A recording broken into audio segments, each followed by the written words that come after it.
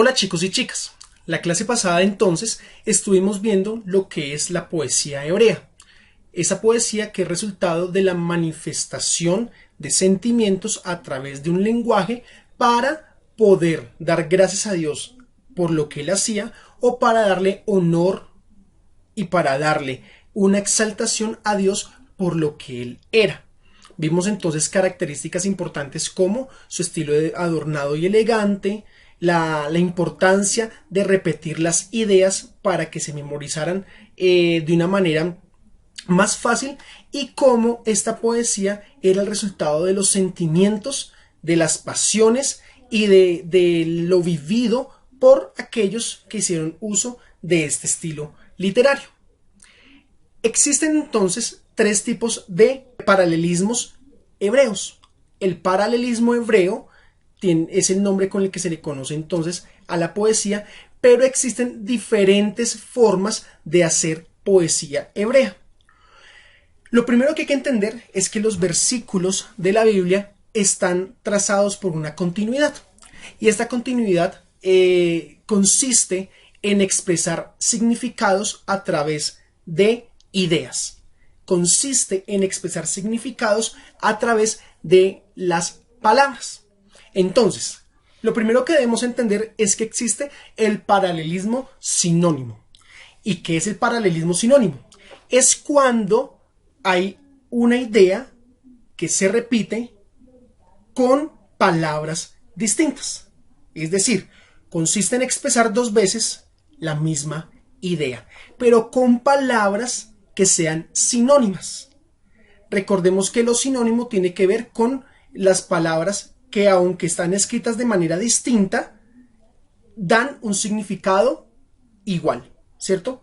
Entonces, podemos encontrarlo aquí en este versículo del Salmo 15:1.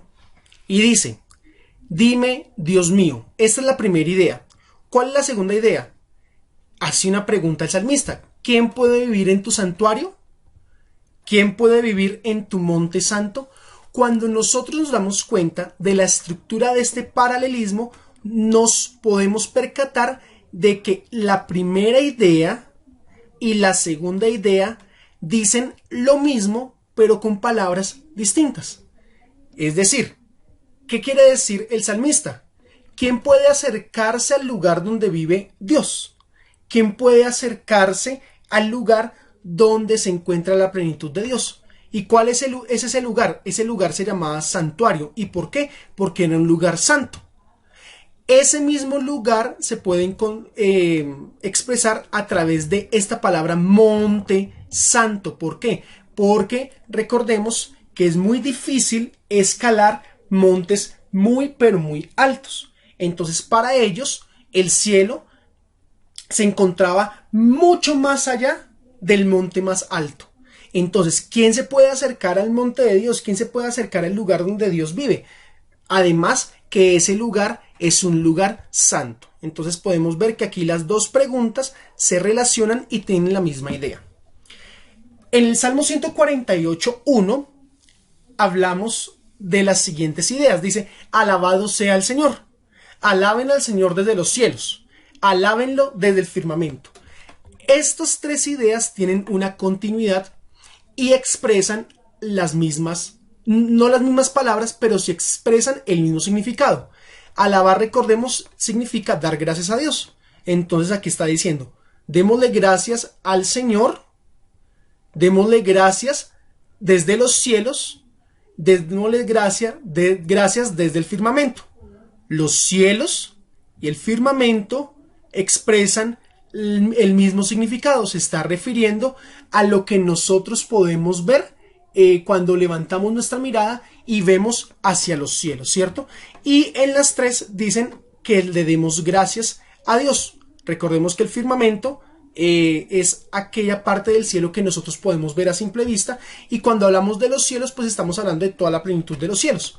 Pero aquí está expresando las mismas ideas, que en el lugar en el que estemos debemos de darle gracias a Dios.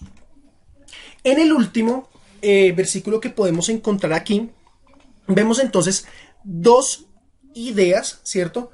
O dos líneas Y esas dos líneas nos están significando la misma idea. Dice, alabémosle con sonido de trompeta, alabémosle con arpas y liras. ¿Qué quiere decir esto? Que van a componerle canciones a Dios como agradecimiento por lo que les ha entregado. Le van a componer canciones a Dios haciendo uso de trompetas y haciendo uso de arpas y liras. Recordemos que la trompeta, las arpas y las liras son instrumentos musicales. Entonces, la idea que está expresando todo este paralelismo o todo este versículo es que van a componer canciones con instrumentos musicales para dar gracias a Dios, ¿cierto? Vamos entonces a ver otros ejemplos que podemos encontrar en la siguiente diapositiva. Job 33, versículos 8 y 9 dicen lo siguiente. Recordemos que el libro de Job también es interesante porque allí podemos encontrar piezas líricas o de paralelismos hebreos que nos ayudan a interpretar muy bien la Biblia. Hay que recordar que para poder hacer un buen análisis de la Biblia, que es un libro literario muy interesante, debemos comprender qué es un salmo, qué es un proverbio, donde hay paralelismos hebreos y a qué tipo de paralelismo pertenece. En este caso, todos estos versículos pertenecen al mismo paralelismo sinónimo. Entonces, dice aquí, de cierto tú has dicho a oídos míos, y yo oí la voz de tus palabras que decían. Aquí podemos encontrar que efectivamente Job está expresando una misma idea, pero con palabras distintas. Dice, tú me has dicho a mis oídos y yo oí tus palabras. Ahí está hablando de la misma idea porque está diciendo yo soy el receptor, mientras que tú eres el que me está hablando, ¿cierto? El mensajero. Dice, yo soy puro y sin defecto, soy inocente y no hay maldad en mí. ¿Listo? Entonces aquí podemos ver, yo soy puro y sin defecto, ¿cierto? Está diciendo que no hay ninguna maldad, que no hay ninguna imperfección en esta persona. Y lo segundo es, soy inocente y no hay maldad en mí.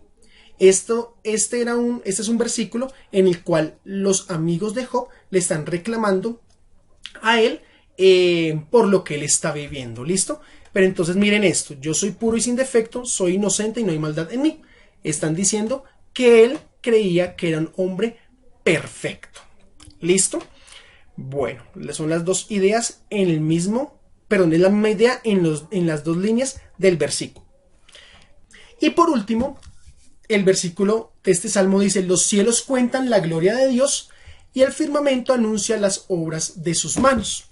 ¿Qué quiere decir esto? Aquí estamos hablando entonces también de la omnipotencia de Dios, que Dios todo lo ha hecho con su poder.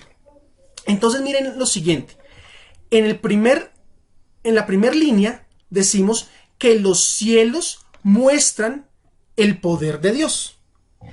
Y en la segunda línea dice, recordemos que el firmamento es una palabra sinónima para poder significar cielos, para poder expresarse a los cielos. Y el firmamento también nos anuncia, contar y anunciar son palabras sinónimas, nos muestran, ¿cierto?, la obra de sus manos, es decir, el poder de Dios, lo que Dios ha hecho.